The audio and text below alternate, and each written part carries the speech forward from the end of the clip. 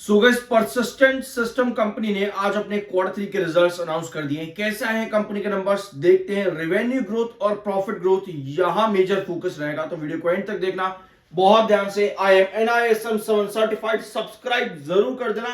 शुरू करते हैं कंपनी के रेवेन्यू से, जो कि कंपनी का कंसोलिडेटेड रेवेन्यू है यहां पर। और जितने भी फिगर्स आप यहां स्क्रीन पर देख पा रहे हो, ये सभी मिलियंस के अंदर है, तो हाथों हाथ इनको करोड़ में भी कन्वर्ट कर देंगे। टोटल इनकम कंपनी की कितनी जनरेट हुई है इस बार करोड़ में, मैं आपको बता रहा हूं 3818 करोड़। यह है कंपनी का दिसंबर 2025 का इनकम। ठीक है, सितंबर में था 3632 करोड़ का इनकम, और दिसंबर पिछले साल था 3104 करोड़ की कंपनी की टोटल इनकम थी। यानी कि ईयर ऑन ईयर बेसिस पर कंपनी ने अराउंड 700 करोड़ के आसपास का जो है इंक्रीज दिया है। और क्वार्टर ऑन क्वार्टर बेसिस पर भी कंपनी का जो जंप है वो अराउंड 180 करोड़ के आसपास इंक्रीज हो जाता है। लेकिन जरूरी ये है कि ईयर ऑन ईयर बेसिस पर कंपनी ने कितना ग्रोथ दिया है। सो अगर हम इनकम ग्रोथ कंपनी की देखें तो इस बार कंपनी ने अराउंड 24% के आसपास का ग्रोथ है, लगभग 23.5 के आसपास अप्रोक्सीमेटली अगर हम लेकर के चले तो 24% कंपनी का ऑलमोस्ट ग्रोथ इस बार आया है। यानी कि जो आपका पिछले क्वार्टर में ग्रोथ आया था वो था 23.59% का। सो इस बार भी कंपनी फ्लैट आई है रिवेन्यू ग्रोथ के अंदर। आपको भले ही रिवेन्यू बढ़ता देखने को मिला है, लेकिन जो ग्रोथ परसेंटेज है वो फ्लैट है। ठीक है, यानी 23.50 के आसपास ही कंपनी का जो इस बार भी है उतना ही ग्रोथ परसेंटेज सितंबर के बराबर का ही आया है। अब आते हैं आपके अगले सेगमेंट पे। ये सेगमेंट आपका आएगा कंपनी का प्रॉफिट बिफोर टैक्सेस, और एक बार एक्सपेंसेस देख लेते हैं पहले। कंपनी के एक्सपेंसेस है 3164 करोड़ के दिसंबर के अंदर, सितंबर में थे 3015 करोड़। पिछले साल कंपनी का एक्सपेंस था 2622 करोड़ का। तो एक्सपेंसेस कंपनी के बड़े हैं ईयर ऑन ईयर बेसिस पर, तो इसका जो नुकसान है कंपनी के प्रॉफिट्स पर पड़ता देखने को मिल सकता है। प्रॉफिट बिफोर टैक्सेस, ये इंपॉर्टेंट पॉइंट कंपनी का रहेगा यहां पर। कितना हो जाएगा, अराउंड 564 करोड़। 564 करोड़ का कंपनी का प्रॉफिट बिफोर टैक्स है दिसंबर 2025 में। सितंबर में था 616 करोड़ का, और पिछले साल था 482 करोड़ का कंपनी का प्रॉफिट बिफोर टैक्स। यानी कि ईयर ऑन ईयर बेसिस पर कंपनी का जो प्रॉफिट है वो बड़ा है। कितना जंप है ये, लगभग 18 और 64, ये हो जाएगा आपका अराउंड 78 करोड़ के आसपास का। ठीक है, 78 करोड़ के आसपास का कंपनी का जंप है ईयर ऑन ईयर बेसिस पर प्रॉफिट्स पर। लेकिन quarter on quarter basis company का प्रॉफिट जो है वो ड्रॉप हुआ है। लेकिन जरूरी यह है कि आफ्टर टैक्सेस में, क्योंकि कंपनी ने क्या किया था इस बार, कंपनी ने ना अदर इनकम माइनस पर दी है।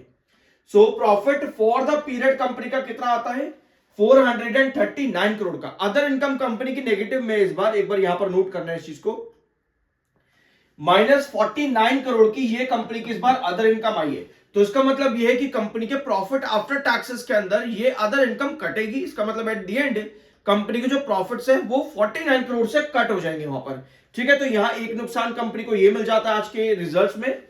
तो profit after taxes, profit for the period company का इस बार आया है कितना, 439 करोड़ का, जो कि सितंबर में था 471 करोड़। तो क्वार्टर ऑन क्वार्टर बेसिस पर कंपनी के प्रॉफिट्स पर कितना डिक्लाइन आया है, लगभग ये हो जाएगा 31 और 32 करोड़ के आसपास का, 32 करोड़ लगभग कंपनी का जो प्रॉफिट आफ्टर टैक्सेस है, नेट प्रॉफिट, वो गिरता है क्वार्टर ऑन क्वार्टर बेसिस।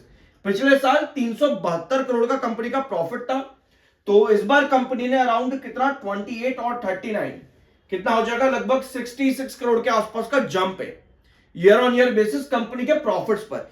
यानी 66 करोड़ अगर हम पिछले साल के दिसंबर से दिसंबर 2025 का 66 कितना हो जाएगा, 372 करोड़ जो है पिछले साल कंपनी ने दिया था, उसका 66 कितना परसेंट है ये निकालना जरूरी है।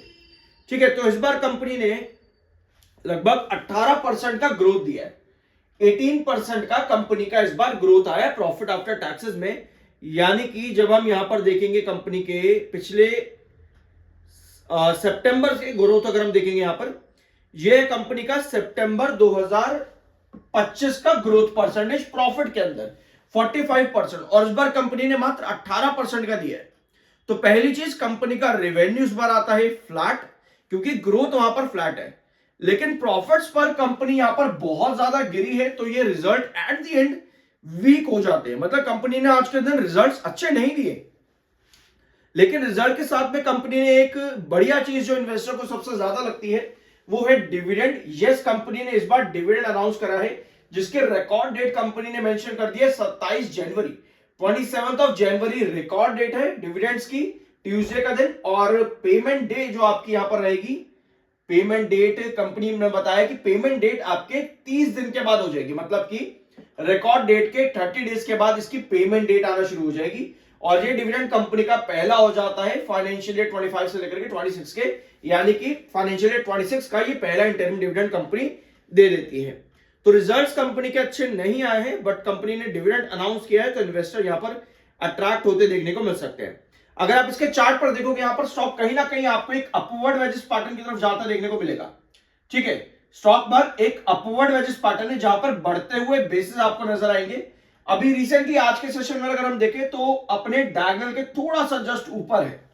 अब यहां से इस रिजल्ट के बाद क्या पोजीशन देखने को मिल सकती है, किसी भी चीज पर आपको बस ये देखना होगा कि इस डायगोनल पर ना आपके पास बायर ही रहे।